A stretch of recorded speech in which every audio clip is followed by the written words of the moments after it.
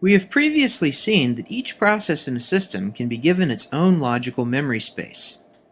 This arrangement allows logical pages to be mapped to physical frames without the need for physical frames to be contiguous, eliminating external fragmentation and increasing the degree of multiprogramming that a system can support. We can further increase the degree of multiprogramming in a system by recognizing that processes do not actually use all the memory in their logical address spaces at any given time. Parts of the program code, including error handlers and infrequently called functions, are not utilized often. Furthermore, arrays and other data structures are often oversized and used in sections instead of all at once. If we can swap unused pages out of memory and onto a backing store, such as a hard disk, we can fit more processes into memory at once, increasing our degree of multiprogramming. Furthermore, we can give each process its own large logical memory space, which can in fact be larger than the amount of physical RAM on the system. When we add a backing store, the general address translation process remains the same. Processes access memory using logical addresses, which are translated into physical addresses by the MMU. The page table is still utilized to store the page-to-frame mappings. However, we do add some complexity in that a frame could be swapped out to disk at the time when it is needed. The CPU must provide a mechanism to detect the situation and generate a fault that the operating system can handle to bring the required page back into physical memory. The process of moving pages or frames of memory back and forth between RAM and the backing store is known either as swapping or as paging. Historically, the term swapping referred to the movement of entire logical address spaces or entire processes between RAM and disk. Moving single pages or frames of data between RAM and the disk was called paging. In modern practice, both terms are used interchangeably, and the Linux kernel component that performs page movements is called the swapper. A single movement of a single page frame into or out of physical memory is called a page swap. Historically, Linux machines used a dedicated hard disk partition to store the pages that were swapped out to disk. Modern versions of Linux are just as efficient using a swap file, which is a regular file stored alongside other data in the file system. It should be noted that swapping is an optional feature, and it is possible, and even quite common, to run systems without any backing store or swapping capability. Most embedded Linux systems, such as Android devices, do not use a backing store. If memory cannot be allocated to a process on such a system, the process typically crashes. Now, page swaps are implemented by the operating system. Some assistance from hardware is required to determine when a page swap needs to be performed.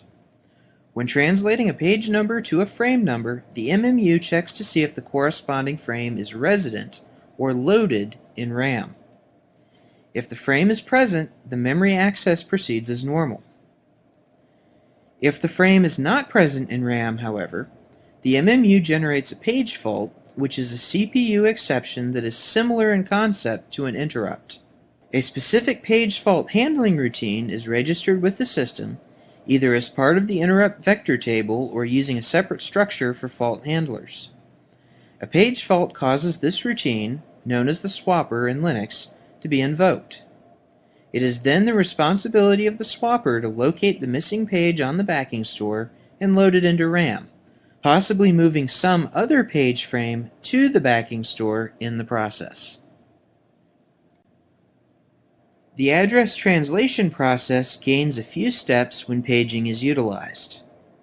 A process makes a memory request using a logical address in its private address space as usual. The MMU first checks the translation look-aside buffer to determine if the page-to-frame mapping is present. In the case of a TLB miss, the MMU must consult the page table to find the mapping. Once the mapping from page number to frame number is known, the MMU must next verify that the page is actually loaded in physical RAM. If the corresponding frame is available in RAM, the memory access proceeds as normal. However, if the corresponding frame is not in memory, the MMU generates a page fault, which is essentially a type of interrupt. If generated, the page fault causes the operating system to switch context to the page fault handling routine, which retrieves the corresponding memory contents from the backing store. Once this process is complete, the OS changes the CPU context back to the original process, and the memory access proceeds as normal. In order for the MMU to be able to detect situations in which a requested memory frame is not physically present in RAM, an extra bit must be added to the page table. This bit is set to 1 whenever the contents of a logical page are present in a memory frame. If the present bit is 0, the page has been swapped out to the backing store. For efficiency reasons, the TLB entry corresponding to a row in the page table must also store the present bit. You might have noticed that the terminology between page and frame is starting to become a bit blurry here. In general, we refer to pages of memory being swapped out to disk, even though the swap operation is actually moving physical memory frame contents. This fuzzy terminology is a result of historical evolution of the virtual memory subsystem. Now I'd like to take a moment to discuss the nature of backing stores as technology is changing in this area. Historically, the backing store was a mechanical hard disk drive, and a number of design decisions in the virtual memory subsystem still use this assumption. However, many systems now, especially embedded systems, have only solid-state storage.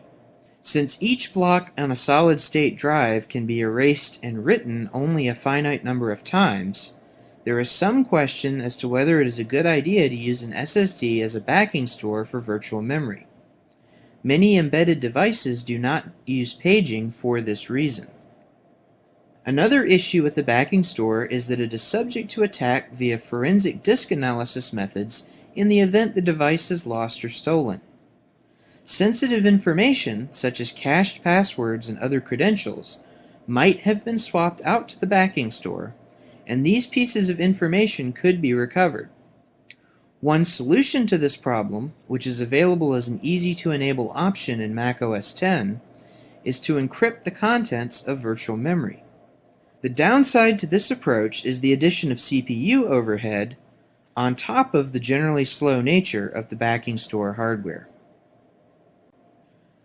Another approach to avoiding the issues of write limits and post-mortem forensic recovery of sensitive memory data is to use the Linux compressed caching, or comp cache, mechanism as a backing store. With this approach, a section of RAM is reserved ahead of time to create a compressed RAM disk, or ZRAM disk. When a page is swapped out to this ZRAM disk, it is compressed on the fly to fit into a smaller amount of memory. Whenever a page needs to be swapped in from the backing store, the page is read from the ZRAM disk and decompressed.